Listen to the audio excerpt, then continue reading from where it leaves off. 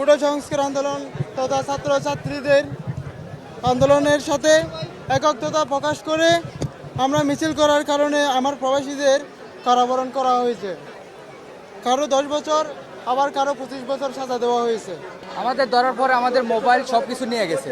আমাদের একটা ঘরে বন্দি করে রাখছে দীর্ঘ 7 দিন। আমরা কোনো আলো দেখি না বাইরে।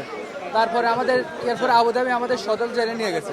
ওইখান থেকে আমাদের কোর্টে উঠাইছে। কোর্টে ওঠানোর পরে আমাদের 10 বছর এবং 25 বছর সাজা দিয়েছে।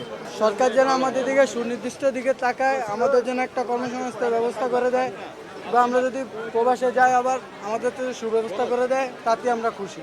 আমাদের একটা আবেদন, আমাদের যদি ডাক্তার ইউনূস স্যার আমাদের যদি নো এন্ট্রিটা উঠাই দেয়, তাহলে আমরা, যেমন আমি ইঞ্জিনের ব্যবসা করি, আমার অনেক প্রায় 3-4 লাখ দামের ওইখানে মাল রয়েছে। আবার আমার একটা গাড়ি প্রায় 20,000 দামের। এখন অনেকের অ্যাকাউন্টসে আছে, যারা অ্যাকাউন্ট থেকে টাকা উঠাতে পারে না। তো সরকার যদি আমাদের যে নেক্সট যাওয়ার জন্য আবার একটা সুযোগ করে দিতে, তাহলে আমরা অনেক খুশি হব। এখন তো আমার নিঃস্ব অবস্থা, এখন যে আমি অন্য দেশে যাব ওই ব্যালেন্সটাও আমার কাছে নাই। আমি তো একদম নিঃস্ব হয়ে গেছি। ডাক্তার ইউনূস স্যারের কাছে আমাদের একটা আবেদন, সবার জন্য আমাদের ডিপোর্টটা যেন দুবাইয়ের উঠিয়ে নেই, আমরা যেন আবার যেন যেতে পারি, ওই সুযোগটা যেন আমাদেরকে করে দেয়। আমরা আশা করব আমাদের আরও ভাই বন্ধু ওখানে জেলের মধ্যে বন্দী আছে। আমরা প্রথম যে 57 জন বন্দী ছিল, দ্বিতীয় 57 জন, এখন টোটাল 114 জনের মধ্যে আমরা 2 ভাগ অথবা আমরা 3 নম্বর, হয়তো 2 নম্বরে আমরা আসছি। এখনো অনেক বন্দী ওখানে পড়ে আছে। আমরা এখন আবেগবশতী হয়ে এমন কিছু আমরা বলতে চাই না যে আমাদের ভাই যারা আছে, সহযোদ্ধা যারা আছে, ওনারা ক্ষতিগ্রস্ত হয়। আমরা যখন আমাদের ভাইয়েরা দেশে ফিরবে, মায়ের বুকে ফিরবে, আমরাও মায়ের বুকে ফিরতে পেরেছি।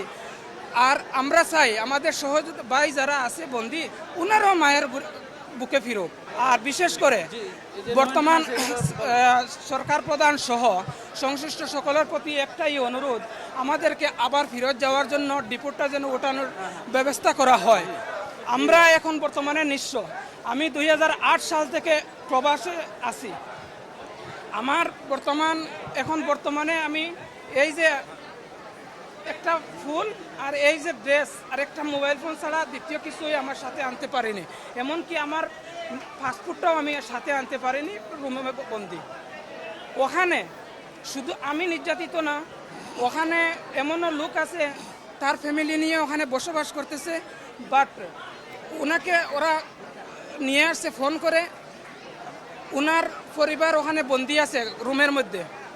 এমনও আছে লোক, যেমন ভিজিটে ওনার স্ত্রী নিয়ে গেছে, রুমের মধ্যে বন্দি। এখানে ওরা নিয়ে এসে বন্দি করে ওরা কারাদণ্ড দিয়ে দিছে।